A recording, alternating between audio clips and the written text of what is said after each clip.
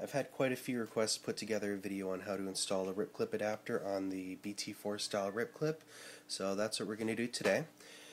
Obviously, I've got the rip clip adapter here,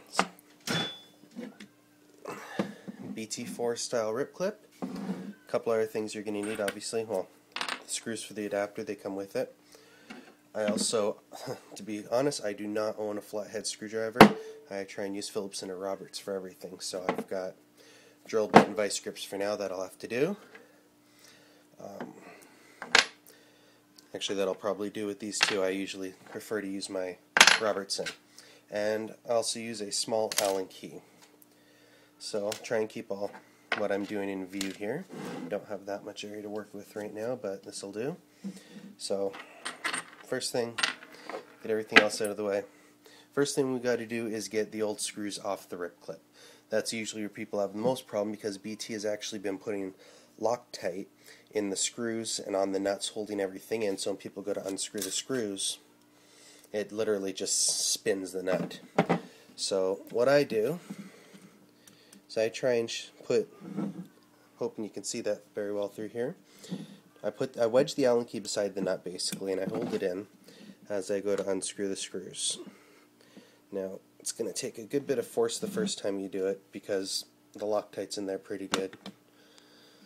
But the nut usually won't spin if you've got an Allen key holding it in there. I've also heard people to use needle nose pliers and wedge them in, or other things as well. I just use an Allen key because they're available and handy. See all the Loctite right on the end there. Now, if you try spinning it a couple of times and it spins, it'll kind of make a little bit of ruts in the plastic here. And then sometimes the Allen key, you'll have to be a little bit more aggressive to get it to work, or you'll have to get something a little bit bigger to wedge in. If you do it this way the first time, it's a little bit easier, because the Loctite will actually help a little bit, because they put so much in there, it actually will hold the nut in place a little bit too.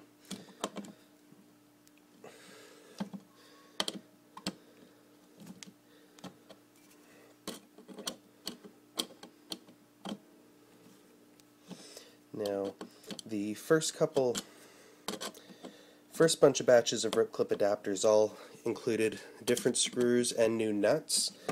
The latest two batches, have included screws and no nuts.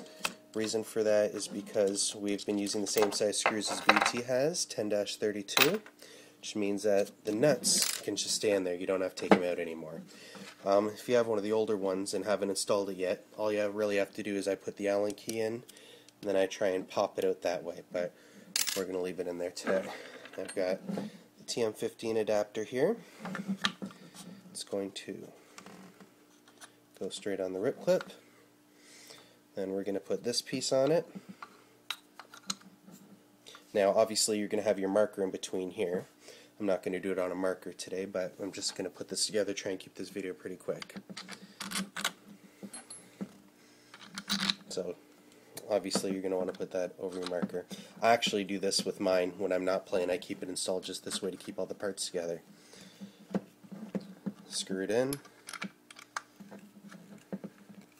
Now, the screws that we use they've got two different settings. You can use a flathead with it, or you can use a Robertson, so depending on what you prefer.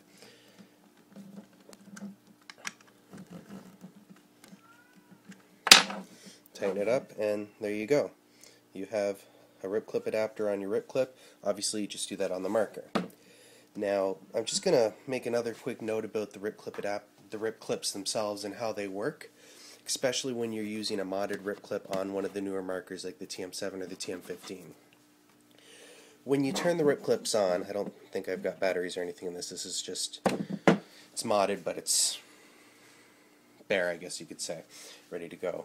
Anyways, when you turn them on, they automatically calibrate themselves. Basically what it does is it will listen to the noise via the microphone, and based on how much outside volume there is, it will calibrate its sensitivity. So if it hears a lot of background noise, it'll actually be less sensitive than normal.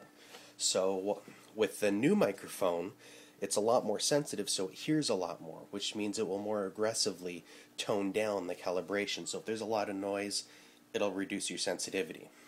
So when you first set up for the day, what you're going to want to do is turn your rip clip on in a quiet place.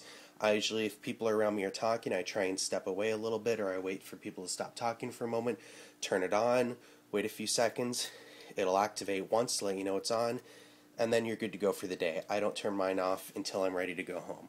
They're quite battery efficient, so it's not like you have to worry about it dying while you're out there playing or anything because you left it on between the games. So that's probably the number one tip, that and use good batteries.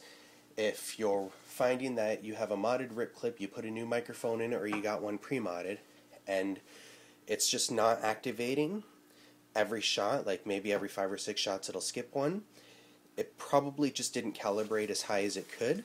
You're going to want to turn it off, go somewhere quiet, and try and turn it back on. Best thing to do, obviously, is do it at the very beginning of the game. Turn it on in as quiet of place as possible, and then you should be good for the whole day. You should generally know if it's going to work when you crone away, because your first couple of shots either will or they won't shoot. It also depends on how quiet your marker is. If your marker's really, really quiet, then it's obviously going to be more important that it's calibrated properly. That's all for today.